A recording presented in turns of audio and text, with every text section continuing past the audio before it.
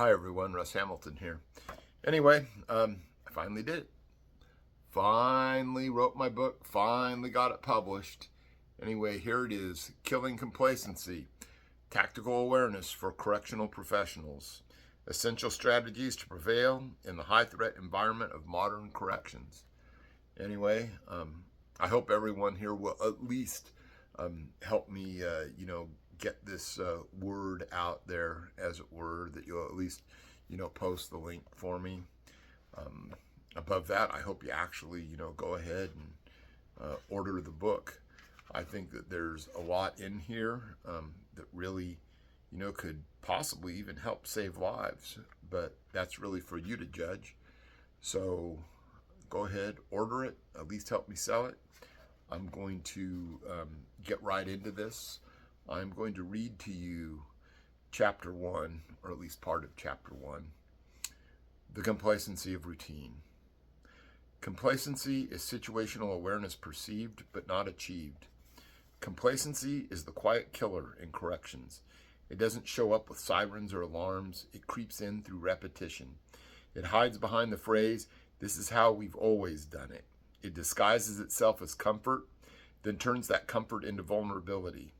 In this chapter, we're not just going to define complacency, we're going to dismantle it, break it down, call it out, and show you how to defeat it. Because in our line of work, the price of letting your guard down is paid in blood, failure, and regret. So I'm just going to skip a little bit ahead here, and I'm going to, start this part that I titled The Shadow of Black August. One event that impacted me early in my career was the story of Black August, perhaps the most infamous incident in American correctional history, a deadly escape attempt from San Quentin on August the 21st, 1971, that exposed the dangers of complacency. In June 1989, I was thrilled to be selected for the Richard A. McGee Correctional Training Facility in Galt, California, and chose San Quentin as my institution. Around that time, I ran into two brothers, former co-workers from a construction company where I worked. When I shared my excitement about my new career, their faces changed.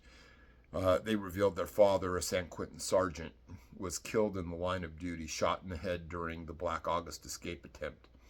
That encounter drove home the seriousness of my chosen path and the ever-present risk of complacency.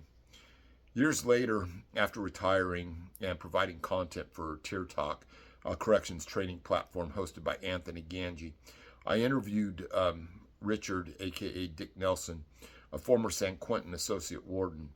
I had indirectly worked for Dick, who was riding into harm's way, my life in corrections, and the historic riot that nearly ended it, which was about Black August, the riot escape attempt.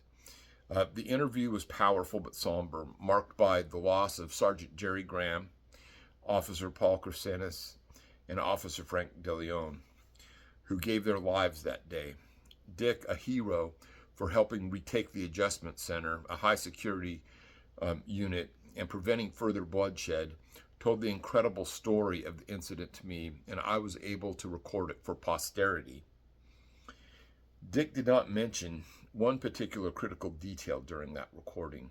On August the 1st, 1971, a child visiting an inmate was found with a fake gun strapped to his ankle. Only after his book was published, did I find this out. That incident had went unreported. This lapse meant this event was never reported up the chain of command.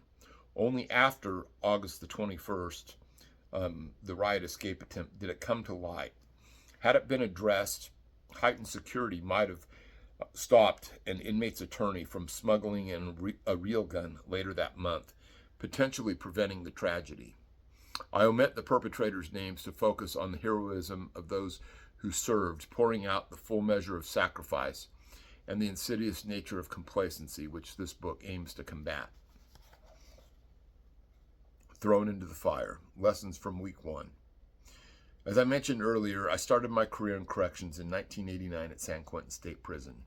Nothing I experienced during the academy could have prepared me for what was waiting me that first week. This wasn't easing into the job, this was trial by fire. What follows are 3 moments that taught me more about awareness, danger, and complacency than any textbook ever could. All of these happened in my first week. So I'm going to go ahead and stop it right there. Sorry for any little stumbles I might have made there. But I think that the things contained inside this book draw heavily from things that I actually witnessed, that I was actually a participant to, things from the past, like the story of Black August, and things later on in the book, especially in the last 4 chapters, that I call, an autopsy of a critical incident.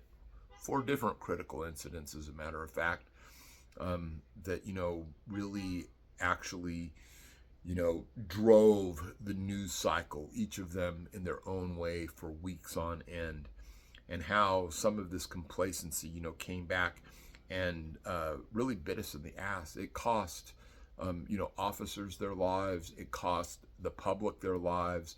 It cost the lives of inmates. And so this is something that I've really felt driven to go ahead and write about for a long, long time. And so I just wanted to share all of this with you. I hope that you will order the book. This is what the back cover looks like. This is an actual shank that I found way back in the day, as it were. And I hope that all of you enjoy this. And I just hope that if there's anything in here that really speaks to you and it makes you safer, I would love to hear about it. But if not, at least just stay safer than you are right now. Don't let complacency kill you. This is Russ Hamilton, and I'm signing off.